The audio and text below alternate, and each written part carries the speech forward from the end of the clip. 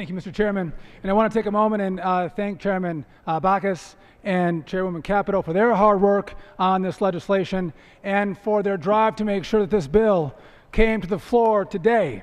All of us in this House agree that we want consumer protections where any one of our friends or family members, our neighbors, and our constituents, when they deal with a financial institution, they're dealt with in a fair way and in a transparent way.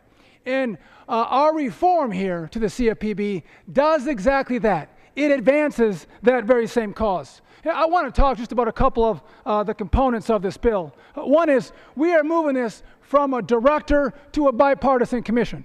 I think it's important to note that my friends on the other side of the aisle, when they first crafted this bill, the ranking member, they included a bipartisan commission. And the president, when he talked about this bill, he was in favor of a bipartisan commission. And now all of a sudden today, as we've brought this back up, they are now opposed to a bipartisan commission. I think it's important that we note that today you may have a Democrat president and you might like the recommendation for the chairman or the director of the CFPB. But if I'm going to project into the future, I'm one to guess that I bet at one point in our future there will be a Republican president, and you may not like his appointee. Let's come together. Let's not regret this moment. Let's come together and make sure we have a bipartisan commission that's going to work on the behalf of consumers, because this isn't a Republican or Democrat issue. It is truly an American issue that should be dealt with on a commission level. One other key component of our legislation is the review standard of rules that come from the CFPB. The way it is set up right now, the only way a rule can be overturned is if that we are going to have Armageddon in the financial industry.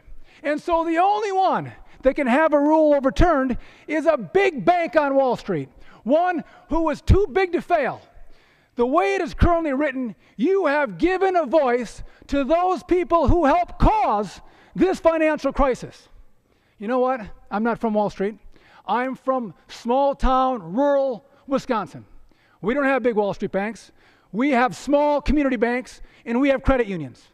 The way the current bill is written, not mine, the one that's in existence today, the current law, it doesn't give a voice to the people in my community if a rule that comes out from the CFPB is going to affect them negatively. And you know what? On Main Street, the very people who had nothing to do with the financial crisis, who haven't been given a voice, but will if my bill passes, those are the people who deal with our small business owners, with our family members, people who are looking at expanding their business, growing their business, creating jobs in our community. They rely on community banks and credit unions for loans, and they don't have a voice. I don't understand that. And then they're the same people that we look to when we want a mortgage for our home or we want a car loan. It's these people we look to. And they have been left voiceless in the current law. I will not. But my bill gives a voice to Main Street America. And I have to say, the point I don't think can be made clearer with those who support my bill. I don't have big Wall Street support for my bill, but I'll tell you what support I do have. I have the Community Bankers of Wisconsin. I have the Wisconsin Bankers Association. I have the Independent Community Bankers of America, America Bankers Association. I have the Consumer Bankers Association. All those who are about small community banks that deal with customers support this reform. We go a step further. We have the Wisconsin Credit Union League, the Credit Union National Association, and the National Association of Credit Unions. All people who didn't have any role in this financial crisis, all people in our communities who are looking out for consumers, because if they don't survive in small town America. And they all support this reform legislation.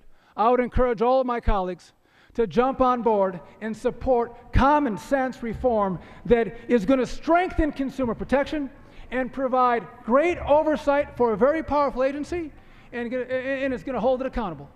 With that, Mr. Chairman, I yield back.